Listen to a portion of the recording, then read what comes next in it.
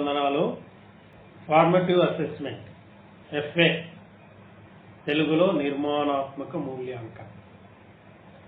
ఈ FA నిర్వహణ, మార్కుల నమోదు తదితర విషయాల గురించి గతంలో ఈ CCE మెథడ్ అమల్లోకి వచ్చినటువంటి కొత్తలో SCRT నుండి శ్రీ సువర్ణ వినాయక్ సార్ నేతృత్వంలో మా SRG బృందం పలు మాడ్యూల్స్ రూపొందించడం జరిగింది.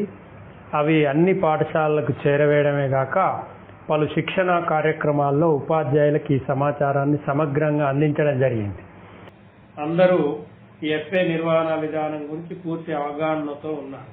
అయినా అక్కడక్కడ కొంతమంది విద్యార్థులకు, కొందరు ఉపాధ్యాయులకు ఇంకా వీటి మీద కొంత సందిగ్ధత ఉంది. ముఖ్యంగా పలు ప్రైవేట్ పాఠశాలల ఉపాధ్యాయులు విద్యార్థులకి ఈ FA నిర్వహణలో వాటి మార్కుల నమోదు విషయంలో ఇంకా గ్యాప్స్ అలాగే ఉన్నాయి. వాటిని నివృత్తి చేయడం కోసం ఈ వీడియో అందిస్తుంది. మిత్రులారా, ఫార్మేటివ్ అసెస్మెంట్ 20 మార్కులకు నమోదు చేసుకునేది. ఒక విద్యా సంవత్సరంలో 4 FAలు ఉంటే ఒక్కో FAకి 20 మార్కులు. మీ అందరికి తెలిసింది. ఆ 20 మార్కుల్లో 4 అంశాలు ఉంటాయి. మొదటిది రీడ్ అండ్ రిఫ్లెక్షన్, మిగతా 3 వరుసగా రాత అంశాలు, ప్రాజెక్టు పనులు, లఘు పరీక్ష. ఈ 4 5 మార్కుల చొప్పున 20 మార్కులకి FA నమోదు చేసుకుంటాం.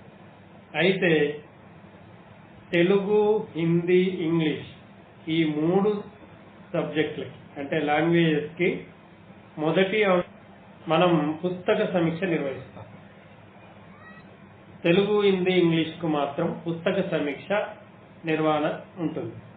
మనం పుస్తక సమీక్ష ఎట్లా నిర్వహించాలి అనే దాని గురించి మాట్లాడుతాం. మిత్రులారా, పుస్తక సమీక్షకి 5 మార్కులు. ఈ పుస్తక సమీక్ష ఎట్లా నిర్వహించాలి అంటే, ఏ తరగతికి అయితే మనం విద్యార్థులకి పుస్తక సమీక్ష రాయించాలనుకున్నామో ఆ తరగతికి వాళ్ళ స్థాయిని దృష్టిలో ఉంచుకొని పాఠశాల లైబ్రరీ నుండి ఒక్కో విద్యార్థికి ఒక్కో పుస్తకాన్ని కేటాయించండి. కేటాయించిన తర్వాత విద్యార్థి ఆ పుస్తకాన్ని చదివి సమగ్రమైన నివేదికను FA నోట్బుక్లో రాయాల్సి ఉంటుంది. అయితే ఏ పుస్తకం అందించాలి? వాళ్ళ స్థాయికి తగింది అంటే కథల సంపుటి కావచ్చు, వ్యాస సంపుటి కావచ్చు, గేయాలు కావచ్చు, నాటికలు కావచ్చు, వ్యాసాలు కావచ్చు, ఇతర ఒక పెద్ద గ్రంథమైనా సరే, మహాభారతము, భాగవత గ్రంథానికైనా పిల్లలు సమీక్ష రాయవచ్చు. అంటే అంత పెద్ద గ్రంథం తీసుకొని పుస్తక సమీక్ష ఎట్లా రాస్తారు అనే సంశయం అవసరం లేదు. మొత్తం ఇప్పుడు ఆంధ్ర మహాభాగవతం ఇచ్చామనుకోండి, ఆ పుస్తకం తీసుకున్న విద్యార్థి భాగవతం మొత్తం చదివి సమీక్ష రాయాల్సిన అవసరం లేదు. ఆ గ్రంథంలో పిల్లవాడికి నచ్చిన ఒక సన్నివేశం కావచ్చు, ఒక ఘట్టం కావచ్చు, చదివి దానికి సమీక్ష రాస్తే సరిపోతుంది. కథల సంపుటి అనుకోండి, అందులో 20 కథలు ఉంటే 20 కథలు చదవక్కర్లేదు. 2 కథలు, 3 కథలు, 4 కథలు, చివరకు ఒక్క కథ చదివి కూడా ఆ కథకి సమీక్ష రాయవచ్చు. ఆఖరికి ఒక పత్రికా కథనాన్ని ఇచ్చినా కూడా ఆ పత్రికా కథనం చదివి కూడా సమీక్ష రాయవచ్చు. దీన్ని బట్టి ఏమర్థమైంది? మీరు ఎంత ఉద్గ్రంథమైనా ఇవ్వండి, పిల్లవాడు తన స్థాయికి సరిపోయే అంశాన్ని చదివి దానికి సమీక్ష రాస్తే సరిపోతుంది. అది కూడా పేజీలకు పేజీలు రాయాల్సిన అవసరం లేదు. ఎట్లా రాయాలో తెలుసుకుందాం. చదివిన తర్వాత దాన్ని రాసే విధానము, దాని మార్కుల కేటాయింపు తెలుసుకుందాం. పుస్తక సమీక్ష నమోదు చేసేటప్పుడు కొన్ని మౌలిక లక్షణాలు ఉన్నాయి. పుస్తక సమీక్షలో ముందు ప్రాథమిక సమాచారం, రోమన్ 1 వేసి ప్రాథమిక సమాచారం. ఈ ప్రాథమిక సమాచారంలో 3 అంశాలు ఉంటాయి. ఒకటి పుస్తకం పేరు, రెండవది పుస్తక రచయిత / ప్రచురణ, అంటే రచయిత అన్నా ఉండాలి, రచయిత లేకపోతే ప్రచురణ అన్నా ఉంటుంది. మూడవది సమీక్షకుడు, అంటే ఆ ఆ పుస్తకాన్ని ఎవరు సమీక్షిస్తున్నారో ఆ సమీక్షకుని పేరు, అంటే విద్యార్థి పేరు అన్నమాట. తరగతి దగ్గర విద్యార్థి తరగతి. ప్రక్రియ ఉంటే ఉంటుంది, లేకుంటే లేదు. ఖచ్చితంగా ఈ 3 అంశాలు మాత్రం ప్రాథమిక సమాచారంలో తీసుకోవాల్సి ఉంటుంది, అంతే.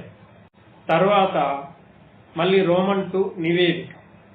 ఇప్పుడు నివేదిక ఎట్లా రాయాలి అంటే, చదివిన అంశాన్ని సంక్షిప్తీకరించి 1-2 పారాగ్రాఫుల్లో రాయాల్సి ఉంటుంది. 3 పారాగ్రాఫులు కూడా రాయొచ్చు. అంటే ఇప్పుడు కథల సంపుటి తీసుకున్నాడు అనుకోండి విద్యార్థి, అందులో 20 కథలలో ఒక్కటే కథ చదివాడు, అది 3-4 పేజీల కథ. 3-4 పేజీల కథలో ఏం చెప్పాడో విద్యార్థి సంక్షిప్తీకరించి తన భాషలో 1 లేదా 2-3 పారాగ్రాఫులు రాయొచ్చు. అంటే చదివిన విషయాన్నే సంక్షిప్తీకరించి తన భాషలో రాయాల్సి ఉంటుంది అన్నమాట. తర్వాత అభిప్రాయం. ఇప్పుడు విద్యార్థి ఈ పుస్తకం మీద తన సొంత అభిప్రాయాన్ని వెలిగించాలి. అంటే పుస్తకం బాగుందా, బాగాలేదా, తను చదివిన అంశం బాగుందా, బాగాలేదా, ఎక్కడ బాగుంది, ఎక్కడ బాగలేదు, ఇంకెట్లుంటే బాగుంటుంది, ఆ పుస్తకం అట్టలు ఎట్లా ఉన్నాయి, బొమ్మలు ఎట్లా ఉన్నాయి, దాని ప్రింట్ ఎట్లా ఉంది, దాని ధర ఎట్లా ఉంది, కొనొచ్చా, ఇది విద్యార్థులకు అందుబాటులో ఉందా, ఎక్కడ లభిస్తుంది, దీన్ని చదవడం వల్ల ఏం ప్రయోజనం ఉంది, ఇవన్నీ విద్యార్థి సొంతమైన అభిప్రాయానికి సంబంధించినవి. అంటే ఒక పుస్తకంలో ఉన్న సమాచారాన్ని సంక్షిప్తీకరించి రాయడం నివేదిక అయితే, ఆ పుస్తకం మీద తన సొంత అభిప్రాయాన్ని వెలుబుచ్చడం అభిప్రాయానికి సంబంధించింది. కాబట్టి ఇందులో ముగింపు అనేది కూడా ఉంటుంది, అది అభిప్రాయంలో అంతర్భాగం. దానికి సపరేట్ గా ఉపశీర్షిక పెట్టకున్నాయంగా.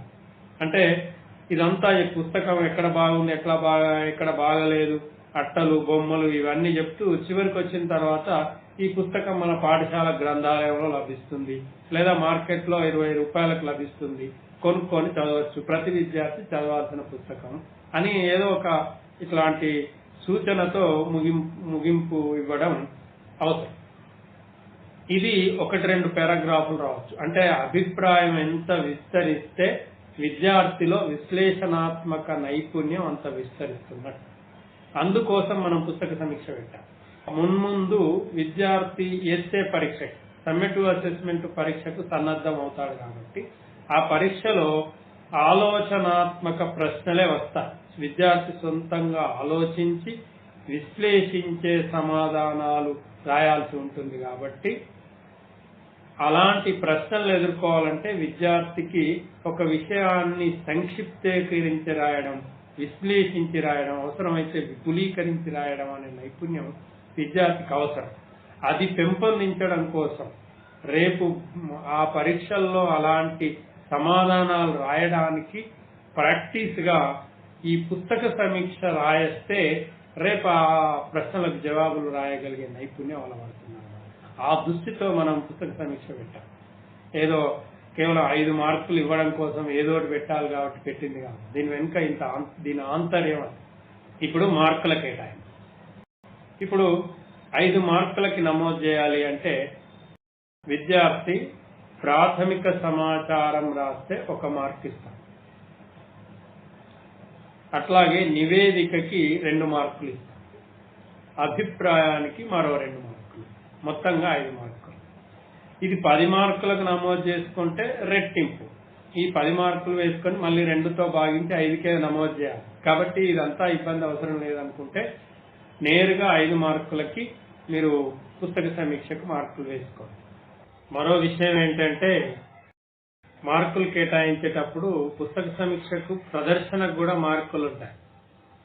అయితే రాసిన పుస్తక సమీక్షను తరగతి గదిలో ప్రదర్శించడం కొంత కష్టసాధ్యమైంది. ఎందుకంటే ఒక తరగతిలో 40-50 మంది విద్యార్థులు ఉంటే వాళ్ళు రాసిన పుస్తక సమీక్షని ఒక్కొక్కరు ప్రదర్శిస్తే అది క్షేత్రస్థాయిలో సాధ్యం కావడం.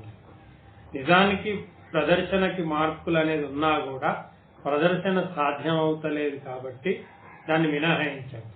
ఈ పుస్తక సమీక్ష రాసినప్పుడు ప్రత్యేకంగా గమనించి పూర్తి మార్కులు 5కి 5 మార్కులు వేశాము అంటే ఖచ్చితంగా ప్రాథమిక సమాచారంలో ఈ 3 అంశాలు ఉండాలి.